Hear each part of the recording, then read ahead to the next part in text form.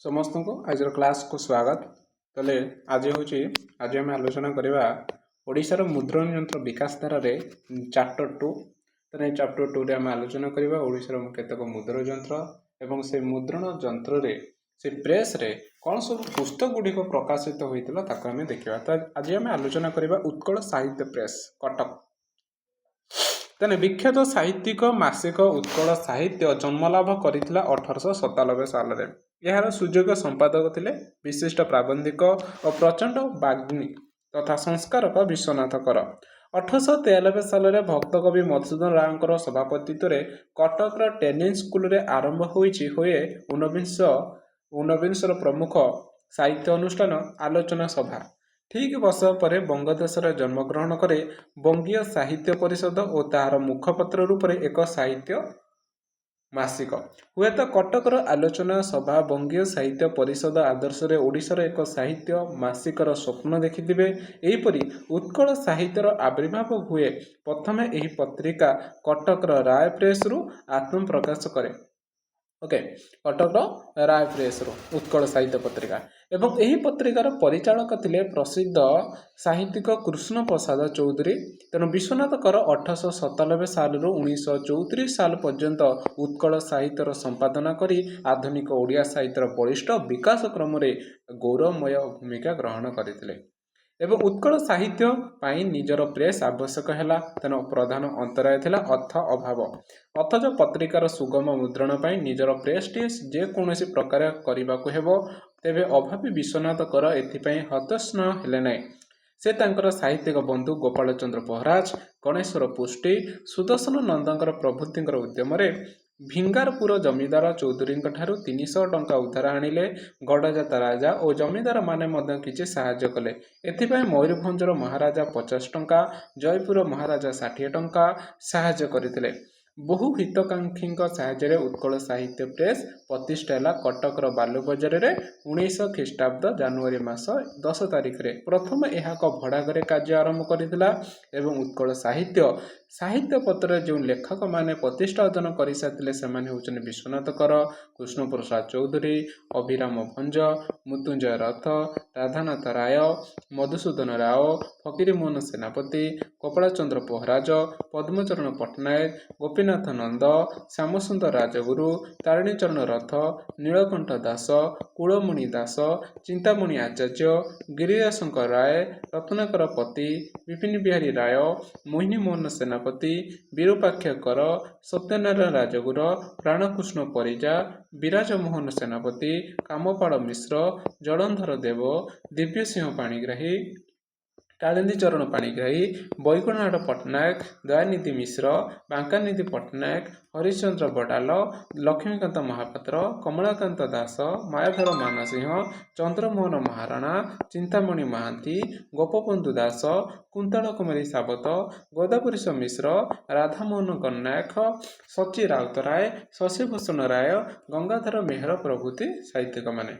मोट उपरे उत्कल साहित्य थिला ओडिया साहित्यर अर्ध शताब्दीर इतिहास। कारण 1934 साल रे विश्वनाथ करଙ୍କ मृत्यु पर तांकर पुत्र महानंद कर नाती सुनंद कर साहित्यिक ज्ञानेन्द्र वर्मा संपादन रे अनियमित मध्य अनेक काल प्रकाश पाइथिला ए उत्कल साहित्य पत्रिका एवं उत्कल साहित्य प्रेस मुद्रण क्षेत्र में उल्लेखजन अंशग्रहण करथिबा जणादै। विख्यात प्रेस मुद्रित होइतिला विशालकाय 7 खंड रे विभक्त गोपाल चंद्र पहराज संपादित पूर्णचंद्र भाषाकोश और यही प्रेस रे दीर्घकाल जावत राशि राशि पुस्तक मुद्रित हो प्रकाशित होता। देखा उत्कल साहित्य प्रेस रो कौ सब पत्रिका गुड़िक प्रकाशित होता। फकीरमोहन राधानाथ राय बहादुर कौन रही राधानाथ राय ग्रंथावली द्वितीय संस्करण व्याकरण प्रवेश रही। फकीरमोहन सेनापति कौन रही मामू प्रायश्चित 6 माण 8 गुंठ लछमा गल्प स्वल्प उपहार स्मृति अवसर बासरे बौद्धवतार काव्य है सहित ब्राह्मणाना संध्या पद्धति उत्कल भ्रमण समवेत ऋण समिति प्रसंग उपनिषद संग्रह छांदोग्य उपनिषद पूजा फूल रांडीपु अनंता पुनः मूषिक भव ये सब रचना गुड़िक कौन होता है उत्कल साहित्य प्रेस प्रकाशित होता। राय मधुसूदन राय बहादुर ମଧୁସୂଦନ ଗ୍ରନ୍ଥାବଳୀ, ଶ୍ଳୋକ ଆଉ ଶ୍ଳୋକ, ଉତ୍କଳ ଗାଥା, ହିମାଚଳେ ଉଦୟ ଉତ୍ସବ, ବାମଣ୍ଡା ରାଜପ୍ରଶସ୍ତି, ଶ୍ରୀଯୁକ୍ତ ବିଶ୍ୱନାଥ କରଙ୍କର ବିବିଧ ପ୍ରବନ୍ଧ ଏଠିରେ ମଧ୍ୟ ପ୍ରକାଶିତ ହୋଇଥିଲା। ବ୍ରହ୍ମଧର୍ମ ତତ୍ତ୍ୱ, ସିଦ୍ଧ ଗୋପାଳଚନ୍ଦ୍ର ପହରାଜ ବିଏଲ୍ ଉତ୍କଳ କାହାଣୀ ଏଠି ମଧ୍ୟ ପ୍ରକାଶିତ ହୋଇଛି। ତାପରେ ବାଇ ମହାନ୍ତିଙ୍କର ପାଞ୍ଜି, ଭାଗବତ ଟୁଙ୍ଗିରେ ସନ୍ଧ୍ୟା, ଧୋରେ ବାୟା ଦୋହ ଏଇଗୁଡ଼ିକ ମଧ୍ୟ ପ୍ରକାଶିତ ହୋଇଛି। ତା ସହିତ ଶ୍ରୀଯୁକ୍ତ ଶଶିଭୂଷଣ ରାୟଙ୍କର ଆମେ ଦେଖିବା କନିକା ଦର୍ଶନ, ଉତ୍କଳର ଋତୁଚିତ୍ର, ଉତ୍କଳର ପ୍ରକୃତି ଗୁଡ଼ିକ ମଧ୍ୟ ପ୍ରକାଶିତ ହୋଇଛି ଏଠିରେ। ତା ସହିତ ଶ୍ରୀଯୁକ୍ତ ମୃତ୍ୟୁଞ୍ଜୟ ରଥଙ୍କର କାବ୍ୟତୀତ ପ୍ରବନ୍ଧ ପାଠ, ମୁଦ୍ରା ରାକ୍ଷସ, ନାଟକ, ସାରଳା ଚରିତ, ନରାଜ, ମୂଳ ଶବ୍ଦ ବୁଦ୍ଧିକା, ଅଦ୍ଭୁତ ପରିଣାମ ଉପନ୍ୟାସ, କୁମାର ସମ୍ଭବ, ବିକ୍ରମୋର୍ବଶୀ ନାଟକ, ନାରୀ ଦର୍ପଣ ପ୍ରଥମ ଭାଗ, ନାରୀ ଦର୍ପଣ ଦ୍ୱିତୀୟ ଭାଗ ରହିଛି। ତା ସହ ଶ୍ରୀଯୁକ୍ତ ଚିନ୍ତାମଣି ଆଚାର୍ଯ୍ୟ ବିଏଙ୍କର ଇତିହାସ ପ୍ରସଙ୍ଗ ରହିଛି ହେଲା। ତାପରେ ଆମେ ଦେଖିବା ଗୋଟେ ଇମ୍ପୋର୍ଟାଣ୍ଟ ଜିନିଷ। ତାପରେ ଗୋଦାବସ ମିଶ୍ରଙ୍କର ପୁରୁଷୋତ୍ତମ ଦେବ ନାଟକ ରହିଛି। ନନ୍ଦକିଶୋର ବଳଙ୍କର କଲିଚିତ୍ର, ନିର୍ଝରିଣୀ, ସୀତା ବନବାସ, ଜନ୍ମଭୂମି ଦ୍ୱିତୀୟ, କୃଷ୍ଣ କୁମାରୀ, ଶମିଷ୍ଠା, ନାନାବାୟା ଗୀତ ପ୍ରଥମ ଦ୍ୱିତୀୟ ରହିଛି। ତା ସହିତ ଗଙ୍ଗାଧର ମେହେରଙ୍କର କ'ଣ କ'ଣ ସବୁ ପ୍ରକାଶିତ ହୋଇଥିଲା? ପ୍ରଣୟ ବଲ୍ଲରୀ କାବ୍ୟ, ତପସ୍ୱିନୀ, ଇନ୍ଦୁମତୀ, କବିତା କଲ୍ଲୋଳ, ମହିମା, ଅହଲ୍ୟା ସ୍ତବ, ଉତ୍କଳ ଲକ୍ଷ୍ମୀ, ଅଯୋଧ୍ୟା ଦୃଶ୍ୟ, କୀଚକ ବଧ, ଅର୍ଘ୍ୟଥାଳି ଏସବୁ ଗୁଡ଼ିକ କାବ୍ୟ କବିତା ଗୁଡ଼ିକ ମଧ୍ୟ ପ୍ରକାଶିତ ହୋଇଛି। ତା ସହିତ ଆମେ ଦେଖିବା ପାଇବା ଭିକାଚରଣ ପଟ୍ଟନାୟକଙ୍କର ଯେଉଁ ନାଟ୍ୟକାର ରତ୍ନବାଳୀ ନାଟକ, ନନ୍ଦିକେଶ୍ୱରୀ ନାଟକ, କଟକ ବିଜୟ ନାଟକ, ସୁଶୀଳା ନାଟକ, କରଣ ସାମନ୍ତଙ୍କର ଢମ, ମାନ୍ୟବର ସାଆନ୍ତିଆ ବାହା, ଶ୍ୟାମ ଦାସ, ଛୋଟ ସୁମାରୀ ଏଗୁଡ଼ିକ ମଧ୍ୟ ରହିଛି। ତା ସହିତ ତାଙ୍କ ଆମର ଯେଉଁ ଓଡ଼ିଆ ସାହିତ୍ୟର ଇତିହାସ, ଉତ୍କଳ ସାହିତ୍ୟର ଇତିହାସର ଲେଖକ ତାରିଣୀ ଚନ୍ଦ୍ର ରଥଙ୍କର ଋଷିକୁଲ୍ୟା, ଗୁମର ଘୁମୁସର ଇତିହାସ, ମୋହିନୀ ବା ଉତ୍କଳ ବିଜୟ, ଉତ୍କଳ ସାହିତ୍ୟର ଇତିହାସ ମଧ୍ୟ ଏଠିରେ ପ୍ରକାଶିତ ହୋଇଥିଲା। ଚନ୍ଦ୍ରଶେଖର ନନ୍ଦଙ୍କର ପ୍ରଭାତ, ଚିତ୍ର, ଶାନ୍ତି, ନୂତନଙ୍କ ପୁସ୍ତକ, ଗୌରୀବ୍ରତ, ବିନାୟକ ବ୍ରତ, ରାମାୟଣ କଥା, ଅର୍ଚ୍ଚନା ଏଗୁଡ଼ା ରହିଛି। ତା ସହିତ ଶ୍ରୀଯୁକ୍ତ ଗୋପୀନାଥ ନନ୍ଦ ଶର୍ମାଙ୍କର ଶବ୍ଦତତ୍ତ୍ୱବୋଧ, ଶବ୍ଦତତ୍ତ୍ୱ ଅଭିଧାନ ତାଙ୍କ ପ୍ରକାଶିତ ହୋଇଛି ଏଥିରେ। ରାମାଶ୍ୱମେଧ ନାଟକ, ଉନ୍ମତ୍ତ ରାଘବ ନାଟକ, ଜାନକୀ ପରିଣୟ ନାଟକ, ବିହଣୀୟ କାବ୍ୟ ରହିଛି। ମେଘଦୂତ, ଉଦ୍ଧବଦୂତ, ପୀୟୁଷ ଧାରା ଏଗୁଡ଼ିକ ମଧ୍ୟ ପ୍ରକାଶିତ ହୋଇଥିଲା ଏଠିରେ।